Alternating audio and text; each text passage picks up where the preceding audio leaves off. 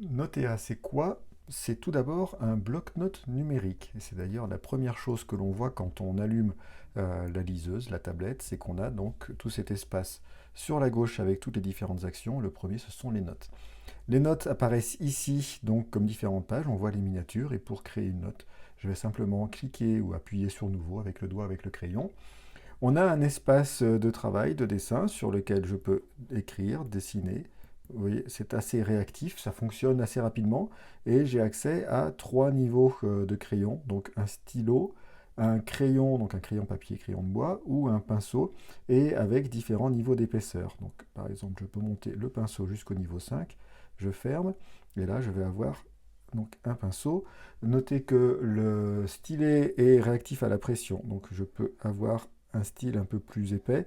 En revanche, on n'a qu'une seule forme de prise, c'est-à-dire que je ne peux pas dessiner par exemple comme ça sur le côté, ça ne va pas changer l'épaisseur du trait.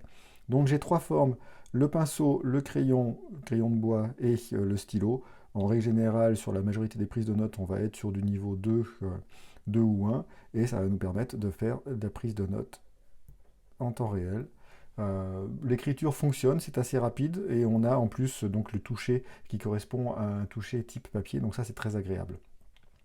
Ce qui est important aussi là-dedans, c'est qu'on a plusieurs fonds de page. Donc vous avez ici les modèles et on va avoir une dizaine de fonds de page à sélectionner, ce qui nous permet de pouvoir travailler de manière plus efficace. L'un de ceux que j'utilise le plus, ce sont les lignes.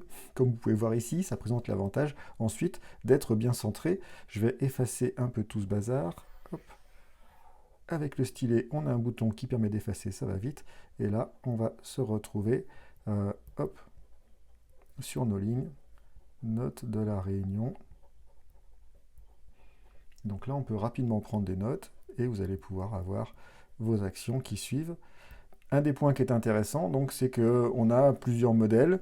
On a à la fois des modèles plutôt orientés prise de notes, plutôt dessin, calligraphie, des carrés, des partitions musicales, on le verra juste après. Donc on a toutes les possibilités que l'on veut. On pourra même, on le verra, choisir ses propres modèles de notes derrière. Donc ça, c'est sur la partie prise de notes. Mais le Notea, c'est pas que ça, puisqu'on est sur une tablette, donc encre électronique Android, on va pouvoir faire un certain nombre de choses. Donc la deuxième chose que ça fait aussi, c'est que c'est aussi une liseuse, donc une liseuse PDF. En natif, ça va ouvrir les formats PDF, EPUB et doc. On va pouvoir annoter, importer nos PDF et les annoter. Si je prends par exemple dans ma bibliothèque ici, ben, là j'ai un document qui est un PDF que j'ai importé directement dans la bibliothèque à partir de mon ordinateur. Et donc là, je vais pouvoir remplir les différentes cases, donc mon plan. Et je vais pouvoir utiliser ce PDF comme un document que je remplis, ce qui peut être extrêmement pratique, notamment quand on est en déplacement. Un point d'attention, c'est la différence par rapport au bloc-notes numérique, c'est que là, je n'ai qu'un seul type de stylo et une gomme. Je n'ai pas les différentes épaisseurs qu'on avait sur le bloc-notes. Donc c'est très pratique aussi pour annoter. Je m'en suis aussi servi tout simplement pour remplir une feuille d'évaluation par exemple. Là ça va très vite aussi. Vous remplissez les champs, vous remplissez les cases et on a donc tout qui est fait. Il n'y a plus qu'à exporter derrière ou aller le récupérer. Donc en termes d'encre électronique, c'est très pratique. En termes de liseuse, comme je disais, c'est aussi un lecteur, donc on peut lire les PDF évidemment, on peut aussi lire les fichiers EPUB. Donc là, c'est un livre électronique au format EPUB, ce qui veut dire qu'on retrouve toutes les caractéristiques d'une liseuse, donc le choix des polices de caractères, le choix de la taille, l'espacement, le contraste, et on peut même faire tourner, puisqu'on peut aussi faire tourner le Notea. Et on va avoir donc les possibilités d'affichage comme ça, comme sur n'importe quelle liseuse. Donc c'est très pratique aussi. Vous allez pouvoir importer directement vos fichiers EPUB et les lire à partir de la Notea. Troisième caractéristique de cette Notea, c'est une tablette Android également. Donc on a Android qui est installé dessus, 8.1, ce qui va permettre d'installer des applications complémentaires. Alors attention, ça reste un écran encre électronique, c'est pas du tout fait pour scroller sur les contenus, ce n'est pas non plus fait pour jouer à des jeux ou regarder des vidéos. En revanche, ça peut être très pratique pour installer certaines applications, et en l'occurrence dans mon cas, j'en ai installé très peu, mais les importantes, Dropbox, Evernote et Kindle, qu'on verra juste après. Et aussi, un des points qui est très utile, j'ai rajouté le plugin d'impression HP, puisque j'ai une imprimante HP, et donc ça me permet, à partir de cette tablette, d'imprimer directement mes réalisations, ce qui n'est pas le cas, par exemple, de la Remarkable. Donc là, Dropbox, ça va me servir, ben, si je ne suis pas connecté à l'ordinateur, à aller récupérer les fichiers directement, et Evernote, initialement, j'espérais pouvoir l'utiliser pour annoter directement. À ce stade, ce n'est pas du tout prévu pour, c'est-à-dire que les capacités d'annotation du stylo et des applications ne me permettent pas, il y a une trop grande latence. En revanche, je peux exporter les créations dans Evernote, ce qui reste aussi extrêmement pratique. Quatrième usage, donc c'est un bloc-notes numérique, c'est une liseuse, c'est une tablette Android, c'est également un Kindle, et un Kindle géant de 10 pouces. Donc voilà, comme c'est Android, on peut installer l'application Kindle. Bizarrement, Amazon n'y voit pas d'inconvénient. Et donc, on se retrouve quand même avec un équivalent de Kindle Paperwhite, mais en version 10 pouces, avec toutes les capacités de lecture inhérentes au Kindle. On a donc le menu avec toutes les possibilités de modification. Donc, le choix, pareil, des polices de caractère, des marges. Et on est vraiment dans l'application Kindle pour Android. Et dans ce contexte-là, la Notea est considérée comme une tablette Android supplémentaire qui a accès à votre bibliothèque Kindle. Ce qui veut dire que toutes les annotations que vous allez faire ici vont être prises en compte par l'application Kindle. Donc là, on va retrouver notes, partager, copier, etc. comme si on était sur l'appli. La seule différence, c'est qu'on n'a pas trop de nuances de gris, donc les couleurs restent les mêmes. Mais sinon, donc, ça nous fait un Kindle qui est très capable. Donc du coup, c'est vrai que c'est une très bonne nouvelle puisque cette tablette va permettre de faire énormément de choses. Comme je disais, même si elle est Android, je n'ai pas abusé sur le nombre d'applications téléchargées parce que le but aussi, c'est que ça reste le plus simple possible. Donc on est avant tout sur quelque chose qui va permettre d'écrire, de consulter, d'annoter, mais je n'ai pas forcément cherché à aller plus loin. À quoi j'utilise ma Notea? Ben, finalement, à pas mal de choses. Ça fait que quelques semaines que je l'ai, mais déjà à aujourd'hui, ben, je m'en suis servi, comme on peut le voir ici déjà, pour prendre des notes. Donc on a un certain nombre de notes ici sur l'écran, de réunions, des tâches à faire, ce qui m'évite d'aller chercher, sortir des feuilles de papier, de perdre les feuilles de papier évidemment. J'ai commencé à m'en servir aussi pour tenir un journal, et pour ceci, je me suis appuyé également sur la capacité d'annoter les PDF. Je vous mettrai le lien dans l'article et sous la vidéo aussi. Il y a des gens qui ont créé un écosystème assez impressionnant autour de cette capacité d'écrire des PDF, et donc ça en fait partie. C'est un calendrier 2021 qui a été créé donc par un Américain pour ce genre de tablette sur lesquelles on écrit. Et en fait, ça nous permet d'accéder à chacune des entrées. Donc nous sommes aujourd'hui très précisément mardi 27 avril. Et donc j'ai pour chacun des jours ce tableau-là. Donc je vais pouvoir faire mes tâches de la journée. Hop, mes tâches, les notes. J'ai une réunion. Hop, hop, ça a glissé. Je crois que j'ai appuyé sur un bouton en trop d'un coup. Excusez-moi, on y retourne. Voilà, j'ai une réunion de 10 à 11, donc on va mettre la réunion ici. Et donc pour chacune des journées, j'ai à la fois cette vue de la journée, j'ai les notes du jour ici, Daily Notes, et j'ai le calendrier. Donc Daily Notes, je peux faire une réflexion sur ma journée, quels étaient mes objectifs, de quoi je me souvenir, donc je peux vraiment m'en servir comme journal. Et j'avais aussi l'autre option qui était là, le Daily Diary, qui va me donner de manière un peu plus globale. Donc typiquement, l'utilisation à la fois de l'écriture sur PDF et du fait aussi qu'on soit sur un PDF cliquable et qu'il supporte ce genre de fonctionnalité, ben, ça me permet de tenir un journal.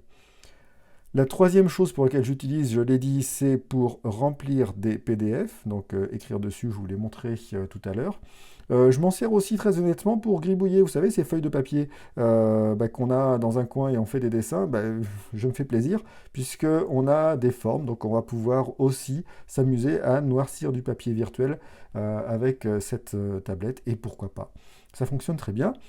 L'autre chose pour laquelle je l'ai utilisé récemment, c'est pour écrire de la musique, puisqu'on a un fond, un modèle qui nous fournit une partition, et vous pouvez même importer vos propres partitions si vous écrivez pour quatuor vocal ou pour différentes compositions, vous allez pouvoir mettre les partitions qui vont bien. Et donc je m'en suis servi très récemment pour écrire, et non seulement on peut écrire, mais derrière j'ai pu imprimer aussi, ce qui était quand même très pratique. Et la dernière des choses pour lesquelles j'utilisais jusqu'à présent mon iPad pour ça, mais c'est vrai que c'est beaucoup plus efficace sur ce format-là, c'est pour lire des partitions, puisque encore une fois, on est sur une tablette de 10 pouces, et donc on a un contenu qui est très lisible, en plus de l'encre électronique, donc ça reste plutôt reposant. Et bon, pour tourner les pages, il faut juste appuyer dessus, mais sinon ça fonctionne bien. Donc même pour lire de la musique, c'est quelque chose qui est très bien. Alors, après plusieurs semaines d'utilisation, qu'est-ce qui me plaît bien dans cette tablette, dans cette Notea? La première des choses, c'est la qualité d'écriture. C'est-à-dire qu'on est vraiment sur quelque chose qui fonctionne bien. Euh, L'application est suffisamment réactive. On peut vraiment écrire au rythme que l'on pense. Alors, on écrit aussi bien qu'avant, c'est-à-dire que j'écris pas mieux. Mais au moins, ça écrit, et je n'ai pas de latence, je n'ai pas d'attente, et je n'ai pas de surprise. Ça écrit exactement ce que je pense. Je peux être aussi très précis si je le souhaite. Donc, on peut avoir quelque chose qui correspond vraiment à l'expérience qu'on a sur du papier. De la même manière, la qualité donc, de la surface fait que c'est très agréable. Le stylo aussi a un poids qui est correct. Il roule, c'est un peu son problème. C'est-à-dire qu'il est magnétique, mais il roule. Donc ça, c'est un peu son défaut. Mais sinon, il fonctionne très bien. Donc la qualité d'écriture, c'est quand même l'un des éléments importants, parce que c'est d'abord pour ça qu'on va l'acheter, cette tablette. Ça fonctionne bien. Deuxième chose qui m'a impressionné, c'est la taille et la résolution de l'écran. C'est-à-dire qu'on est sur un écran 10 pouces, c'est plus grand qu'une feuille A5, et on a quand même de la place pour écrire. J'étais un peu inquiet au départ, mais ça fonctionne très bien. Et la résolution, quand on va lire des PDF, et aussi sur certaines des partitions que j'avais, qui ne sont pas forcément de très bonne qualité, on a une bonne densité de pixels, donc ça reste très correct. Troisième chose dont on n'a pas encore parlé, c'est que cet écran il est rétroéclairé. Donc vous ne le voyez pas trop en ce moment parce que la lumière est bonne, mais voilà, on peut monter l'éclairage jusque là. On peut également éteindre le rétroéclairage, ce qui pour le moment ne va pas changer grand-chose, qu'on a une bonne lumière. Mais donc voilà, on a une tablette qui va être extrêmement lisible, y compris la nuit, y compris dans des endroits un peu sombres. Donc ça, c'est très agréable également. Quatrième point dans ce qui m'a plu, je l'ai déjà mentionné tout à l'heure, son côté ouvert, donc évidemment Android, mais pas que. Sur les PDF, la capacité d'avoir des PDF sur lesquels on clique et on écrit, du coup, ça me permet d'avoir donc ce Daily Organizer qui me permet de saisir directement donc, mes informations. Je ne l'ai pas encore dit, mais sur les fonds de page aussi, bon, on va aller sur celui-ci. Vous pouvez donc importer vos propres fonds de page. Et en fait, ce que j'ai fait tout simplement, c'est que je suis allé voir du côté de Canva, un outil que vous connaissez sûrement aussi, et je suis allé lui demander ce qu'il avait comme modèle de page en A4, et je les ai simplement exportés de Canva en version JPEG, et je les ai importés directement. Hop, on va aller voir sur une page 9. Je les ai importés directement dans ma Notea, et donc ça donne ça, mon planificateur mensuel. J'ai récupéré directement de Canva, et j'ai ma structure qui est prête. Donc en termes d'ouverture, c'est très agréable, puisqu'on va pouvoir vraiment récupérer la structure qui va bien, soit dans du PDF, soit dans du fond de page. Dernier élément qui me plaît bien, le côté fermé. J'ai dit que le côté ouvert c'était agréable, le côté fermé également. C'est-à-dire que ce n'est pas un iPad, ce n'est pas une tablette Android avec un écran couleur. Il y a énormément de choses qu'on ne peut pas faire avec, et ça tombe bien, puisqu'on ne va pas forcément l'utiliser pour tout. Donc vous avez moins de distractions, je n'ai pas mis mon email dessus, vous n'avez pas YouTube, il n'y a pas de lecteur d'informations non plus. On est vraiment sur une tablette qui va servir à la création, que ce soit directement sur cet écran-là ou via les PDF. Et ça, c'est intéressant quand même. Parmi les choses qui me plaisent moins, donc première chose, c'est au niveau des crayons, on l'a dit, c'est un petit peu limité, c'est-à-dire que dans les styles de crayons, on n'en a que 3, le stylo, le crayon et le pinceau. Les 5 niveaux d'épaisseur, on n'a pas de notion de couleur. Donc ça manque un peu, et j'espère que Bookin va pouvoir rajouter différents modules, ça pourrait être assez utile. La deuxième chose, Evernote, j'avais au départ acheté aussi cette tablette en espérant pouvoir écrire directement dans Evernote, puisque Evernote a aussi une possibilité de faire des dessins. J'ai déchanté, effectivement, vu la latence qu'on a, c'est totalement impossible, que ce soit Evernote ou un autre logiciel. C'est reconnu par Bookin qui dit travailler pour améliorer la latence sur des applications tierces. Donc c'est vrai que dans votre mode de travail, on va commencer par saisir sur l'application intégrée et ensuite exporter. Donc je m'en suis servi pour exporter dans Evernote. Ça reste pratique. Ça veut dire aussi qu'on peut par exemple exporter nos notes. Mais on va prendre celle-ci encore une fois. Je peux exporter la note et l'intégrer dans Evernote, ce qui peut être très pratique. Donc soit ici partager et on va l'exporter en PDF.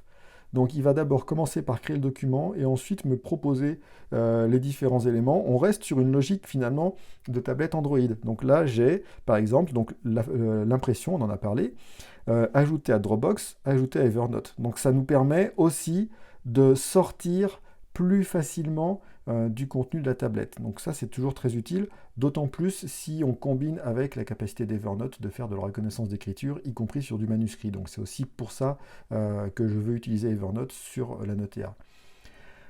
Troisième point qui n'était pas foufou, c'est l'aide dont on a bénéficié au lancement. Donc c'est une tablette qui est relativement neuve. Au démarrage, on n'avait pas vraiment d'informations sur le site de Booking, pas forcément de vidéos de prise en main non plus. Heureusement, il y a une grosse communauté qui a fait un certain nombre de vidéos en français et en anglais. Et la FAQ est arrivée aussi, donc je vous ai mis le lien de la FAQ pareil dessous. Elle est très bien et commence à être complète, donc ça arrive. C'est en train d'arriver, mais c'est vrai qu'au démarrage, il fallait un petit peu galérer. Et le dernier élément qui est moins impressionnant, c'est qu'on a deux choses à recharger, à la fois la tablette et le stylet, puisque le stylet, il est ici, il est en micro USB, donc on a une tablette qui se recharge en USB-C et un stylet qui se recharge en micro USB. C'est un petit peu dommage, ça complexifie un peu les choses, donc voilà, c'est la vie, on s'y fait, mais c'est un petit peu bizarre. Donc voilà pour mon test de la Notea, je vous mets tous les liens sous la vidéo et n'hésitez pas à poser vos commentaires également.